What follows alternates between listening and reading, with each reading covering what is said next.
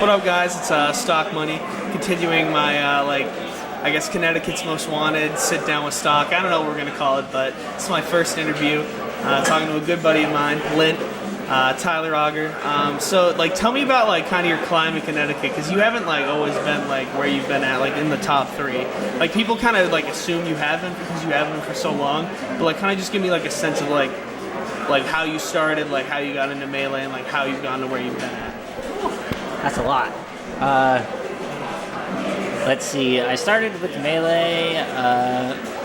First, I was really interested in high execution, hard to execute games and stuff. So I started with speedrunning for a while. Grew kind of bored of that. Watched the Smash documentary, and I knew that I really wanted to try it. So I practiced for a while. Played with my brother. And then I went to my first tournament after 6 months. And then,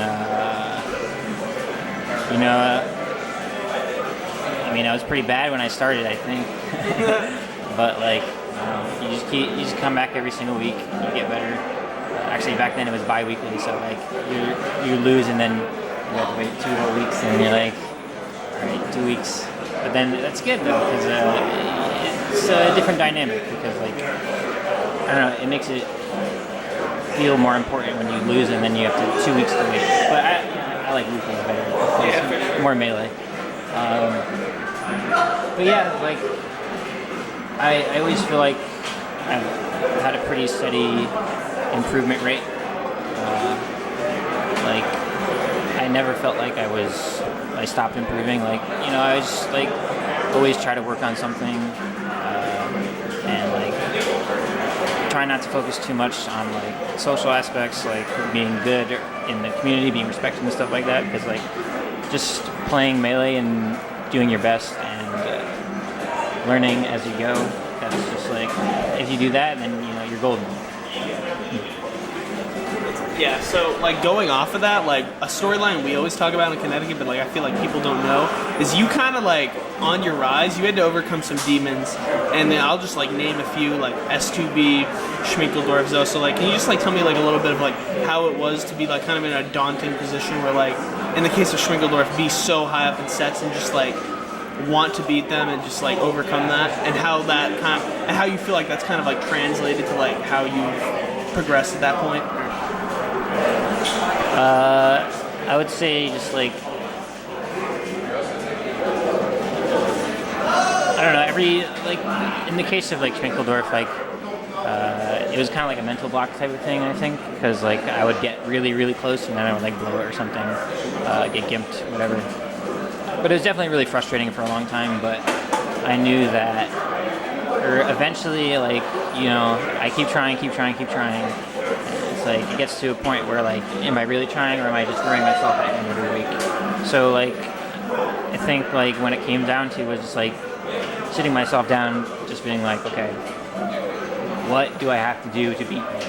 And then it takes some work. It took me probably a few weeks more to really iron down how exactly I wanted to do it, what the execution was, what I need to practice, what I need to take out, what I need to add in. And eventually it worked out, and I beat him, and I felt good. And I think that's just how I try to approach everything now. So recently, especially I haven't felt I was trying to challenge slots very much. It felt every single week I would come here and then I would get just destroyed, 3-0, 3-0, 3-1, whatever. But I've come this far, right? So I think at this point I believe in myself fully. So I just did the same thing. I sat down. What do I have to do to beat Slox? And I'm still working on it right now. He's an incredibly good player, so he is always doing new stuff too. I think Schminkeldorf kind of he has his own style and he kind of sticks to it. So once I beat him, I kept going and he kind of stayed the same, right? Yeah, so but Slox, he's also on the keep going line. So it's pretty tricky. Yeah, I think that's all I'd say. Cool. Yeah. So going off of that, like you know, we always talk about like your progression and whatnot. Like, so when did you feel like you were comfortable to start going to nationals? And like, how was like your first like, and even like regionals, super regionals? Like, when did you first like feel like that you were at a rate where like, okay, I really want to like go out and challenge these people out of region? Like, was that like early on, like later on? Like, did you like? Because I know some people kind of like limit themselves, like, oh, I want to get to like a certain level in my region and then travel. Like, just kind of want your perspective on that as someone who I'd say at this point is like decently traveled. Yeah, I always think that like if you can travel and go to bigger tournaments, then you should do it for sure. It's always like a great experience. Like you get to learn so many new different play styles. Like how does your play style match up in the whole world rather than just your region? That being said, there's also something to say about like just keeping it home and just practicing on your own turf. Because like I think like I've always gone to nationals and stuff when I can, but like there's also been periods in my life where it's like I wasn't able to go travel very far or very often. So like there was at least like a solid year where I was just like, all right, I have a lot to learn, you know, and if I can just stay here and learn so much stuff. So I did that for a while, especially because it's really nice because Slox is like he's a Fox main, but he's also has a million good characters. Yeah. So like so it's interesting because I can practice like so many different matchups even if just playing one person, which is like really nice. So like I have all that stuff to learn. So like it's not too important for me to travel, but like at this point in my career, I definitely want to start traveling more. I think usually like me and Slox are like the top 2 or 3 around here. So like I'm ready to like go out there and try to learn from everyone else, you know? So, you know, before I could delve more into like Connecticut and whatnot, in terms of nationals, like who are you looking like? Who do you want to run into in bracket? Like who are you trying to mess up, for lack of a better term? You know? Like, let me know. Okay. Colin actually asked me this just like a couple minutes ago. I don't know if he's looked at the questions or something. But we'll see. All right, but whatever. Anyway, Well, it might be a secret. that's a good question. It's a good question. But I really want to beat Ginger.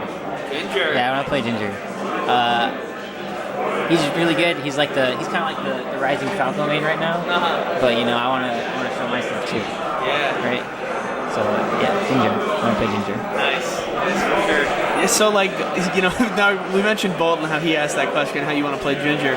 So like, tell us a little about what you think about like the pillars and like how you and Colin are like, you know, developed your own like strength in like the Falco Dittos and Falco.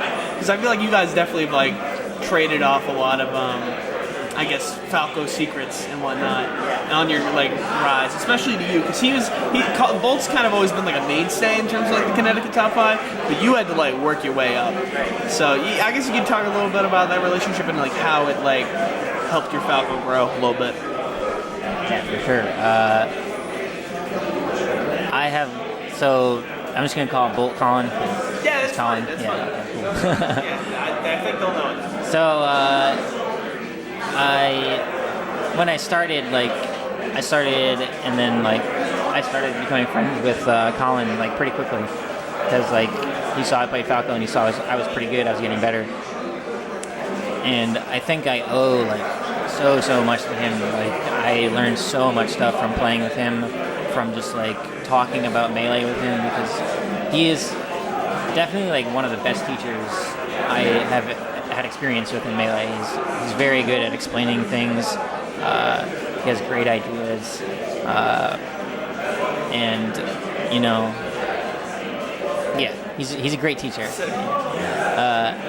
So like, but also like we've also kind of developed like, how to work out the Falco Ditto together, because like I think when I first started, especially, he really hated Falco Ditto. Which I definitely would say is the opposite now. Yeah, he definitely he likes it. He likes it now, but like it's like sometimes fuck the copy data, but like yeah, I love the copy data personally, but yeah, I think we've definitely because we were training, we've always been training partners pretty much, but there was definitely a period of time where like we would play at least once or twice a week. So yeah. Okay, so I was about to delve more into Connecticut, but I did have one more thing about the national. Like, what to you is your most memorable national in terms of like performance, like strictly performance, I guess, in a sense? Because like in terms of like a bracket run that you were like proud of, so to speak. I think I might have an inkling, but I kind of just want to get like your perspective on that. I'm not really too sure. I feel like I haven't had like a super awesome national where like I beat someone really good or made an upset or something. Like I think I guess the best was like Shine the first time 2016 because I made what was it, top 64 bracket? You did. Yeah, you made top 48. I think top 48 at Shine. Yeah. I think there was like an upset on the way that like helped me out, but I think I beat like some decent players, but it wasn't nothing huge to me.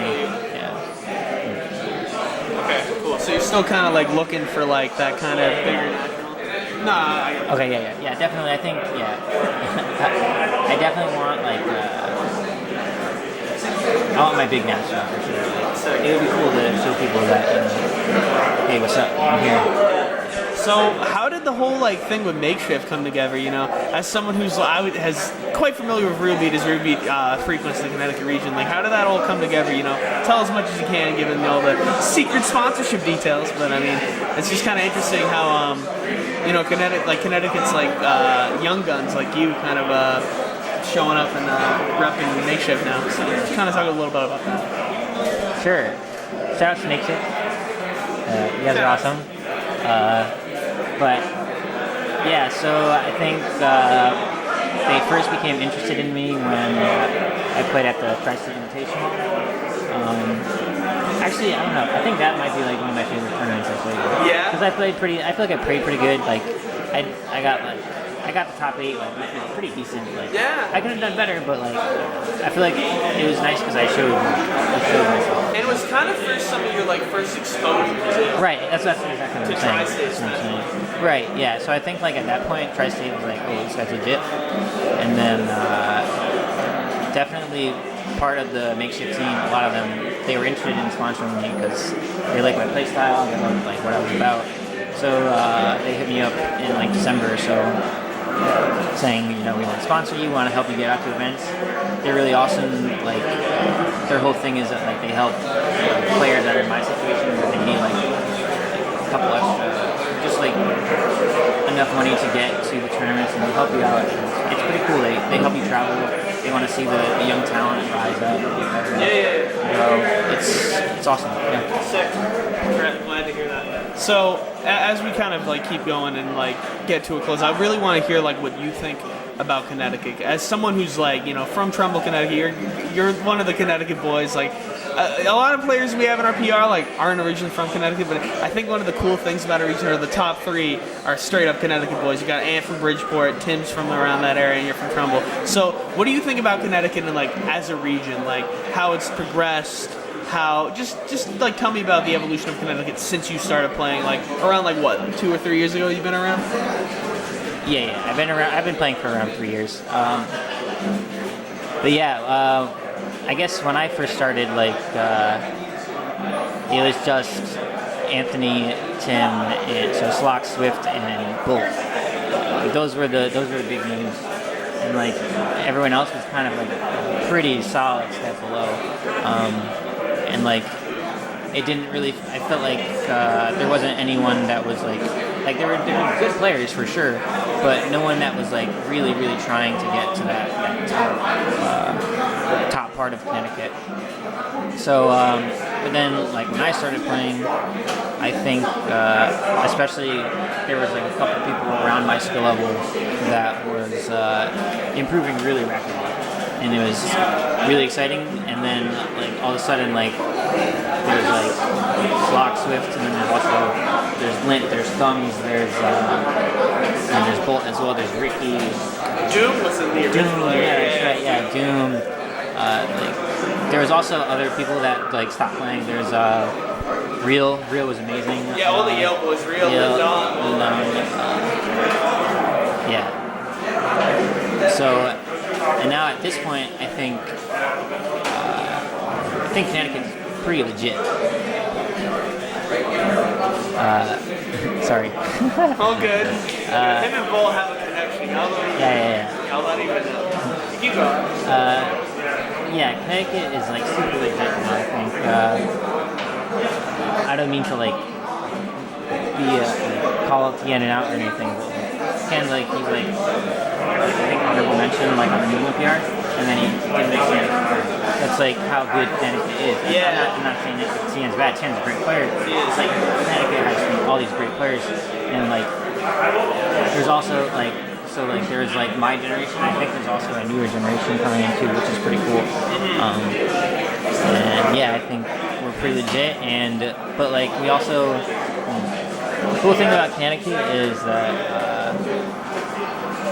we try to do like show rather than tell. You know, like we're not gonna like talk shit or whatever on Facebook. Like, your region sucks, and like sometimes like maybe we'll lose a crew battle or something, but we know that, you know, when it comes down to it, we're going to get there and we're going to be sick.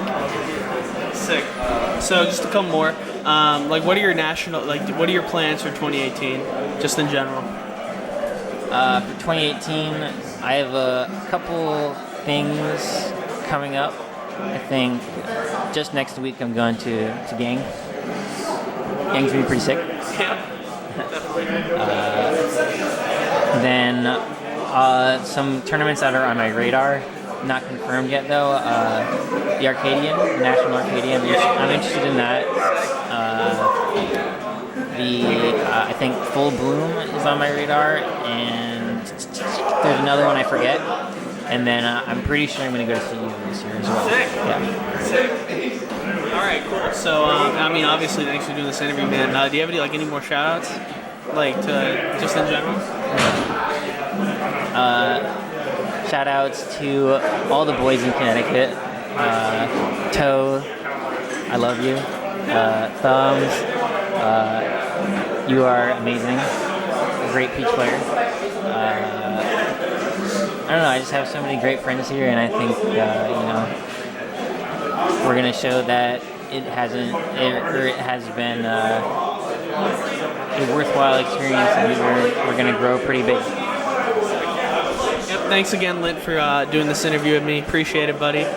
So that's the first episode of this, and I hope you guys enjoy it. And definitely follow Lint on his social media. His Twitter is @LintGod on Twitter. Peep the dude, quality Twitter, and quality guy. Hope you'll see a lot of him in 2018. This man's gunning for top 100. All right, guys. Stock Money, I'm out.